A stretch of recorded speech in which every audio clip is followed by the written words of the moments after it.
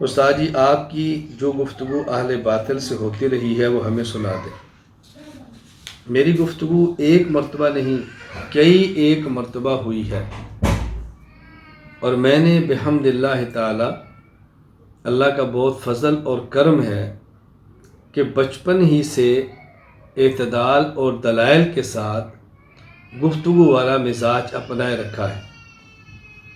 باضابطہ مناظرہ سیکھنے کے حوالے سے سب سے پہلا میرا مناظرہ درجہ ثالثہ کے اندر ہوا۔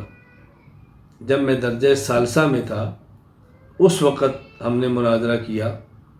میں علم غیب کے عنوان پر اہل بدعت کی طرف سے، اور میرا مد مقابل دیوبند اہل سنت والجماعت کی طرف سے تھا علم غیب پہ۔ یہ درجہ ثالثہ والے سال کی بات ہے۔ اس وقت مجھے استاذ نے تیاری کرائی، محنت کرائی، اس میدان کے اندر بحمد اللہ تعالیٰ میں نکلا۔ اللہ نے بہت کرم فرمایا۔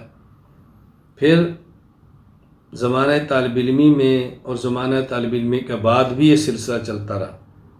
یہ تو سیکھنے کا دور تھا، ہم نے شروع کیا۔ پھر اسی درجہ ثالثہ والے سال کراچی ہی میں بعض اہل بدعت کی مساجد میں جمعے کے دن جمعے کی نماز کے بعد جا کر باضابطہ میں نے گفتگو کی ہے۔ پھر ایک وقت آیا، یہ غالباً درجہ خامسہ کا سال ہوگا، جب عیسائیت کے رد میں مجھے گفتگو کرنے کا ذوق پیدا ہوا۔ باقاعدہ رئیس المناظرین حجت اللہ فی الارض مولانا محمد امین اکاڑوی نور اللہ مرقدہ جامعہ امدادیہ فیصل آباد تشریف لائے، طلباء کو پڑھایا، میں نے بھی پڑھا، مجھے دلچسپی پیدا ہوئی۔ میں نے باقاعدہ پھر بائبل کو خریدا، نشانات لگائے۔ یعنی آپ اندازہ فرمائیں، مجھے اس وقت ایسا ایک عجیب جنون تھا کہ میں لاہور بعد چرچوں کے اندر گیا۔ گفتگو کرنے کی نوبت نہیں آئی، لیکن میں گھومتا رہا اس فن کی وجہ سے۔ اور پھر درجہ سادسہ والے سال ہم مدرسے میں پڑھتے تھے، تو عشاء کی نماز کے بعد تکرار کے لیے چھت پر بیٹھے تھے، گرمی تھی، تو قریب اہل بدعت کی مسجد تھی، وہاں سے اعلان ہوا کہ ان کے فلاں مناظر ہیں، وہ آ رہے ہیں۔ تو طلباء نے مجھے بھی کہا کیا خیال ہے، آج چلیں؟ میں نے کہا دیکھ لو، اگر آپ کہتے ہو تو چلتے ہیں، مدرسے کی طرف پابندی کا آپ کو پتہ ہی ہے۔ کہا نہیں، چلنا چاہیے۔ خیر طالب علمی کا زمانہ تھا، ہم نکل گئے۔ وہاں جب گئے تو عشاء کی نماز کے بعد ان کا جلسہ شروع ہوا، اور نور بشر پہ گفتگو تھی، مناظر وہ گرجتا رہا، برستا رہا، تقریر ہوتی رہی۔ جب بیان ختم ہوا ان کا، تو طلباء سے میں نے کہا بھی ہم تو طالب علم ہیں، اور یہ باضابطہ ان کا مدرس ہے اور مناظر ہے، تو کیا کریں؟ کہ اگر تم گفتگو کر سکتے ہو پھر تو کرتے ہیں۔ میں نے کہا نہیں، کر تو لیں گے انشاءاللہ، اس کی تو آپ فکر نہ کریں۔ تو ہم نے اپنے طور پہ جیسے طالب علم ہوتے ہیں، طالب علمی ذوق میں ایک ترتیب بنائی۔ میں نے کیسا کرتے ہیں، چلتے ہیں، اگر تو ہمارا پلہ بھاری رہا تو ٹھیک ہے، چڑھ جائیں گے، اور اگر آپ محسوس کریں بھی ہمارا پلہ کمزور ہے تو پھر آپ درمیان میں مطلب کھپ شپ ڈالنا نہیں، جی دیر ہو گئی ہے، مدرسے گیٹ بند ہو جائے گا، آ جائیں پھر کریں، کوئی ایسی ترتیب بنائیں جیسے طالب علم کوئی ترتیب بناتے ہیں، طالب علمانہ طور پر۔ میں نے کہا لیکن آپ گھبرائے نہیں، اللہ کرم فرمائے گا، آپ تشریف لائیں۔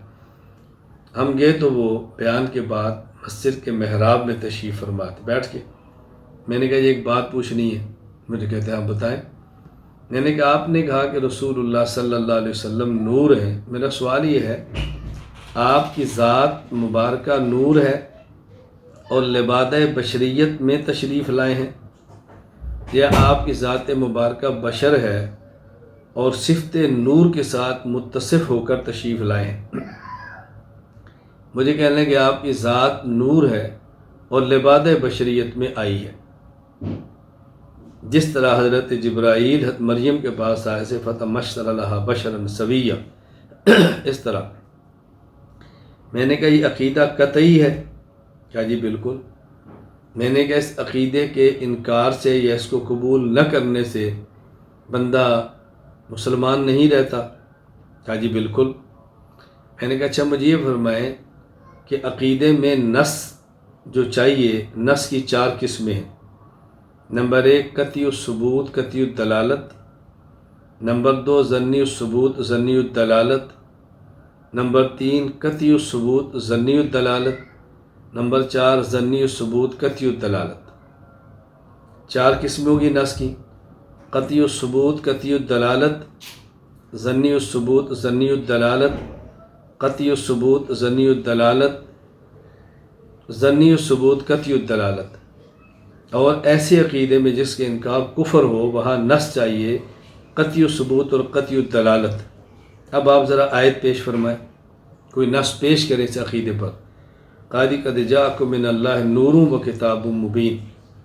میں نے کہا یہاں نور سے مراد کیا ہے؟ قادی ذات محمد صلی اللہ علیہ وسلم۔ میں نے کہا یہاں نور سے مراد کیا ہے؟ اس میں 3 احتمال ہیں، جن میں ایک احتمال ہے حضور اکرم صلی اللہ علیہ وسلم کی ذات، ایک احتمال ہے، 3 نہیں ہے، یعنی متعین نہیں ہے۔ تو ثبوت میں قطعی ہے، یہ دلالت میں قطعی نہیں ہے۔ تو جب یہ آیت قطعی و ثبوت ظنی الدلالت ہوگی تو آپ اس کو نص میں کیسے پیش کر سکتے ہیں؟ فوراً پینترا بدلا تو مجھے کہتے ہیں مولانا اشرف علی تھانی نشر و طیب کے اندر لکھا ہے اول ما خلق اللہ نوری، اس سے مراد رسول اللہ صلی اللہ علیہ وسلم کی ذات ہے۔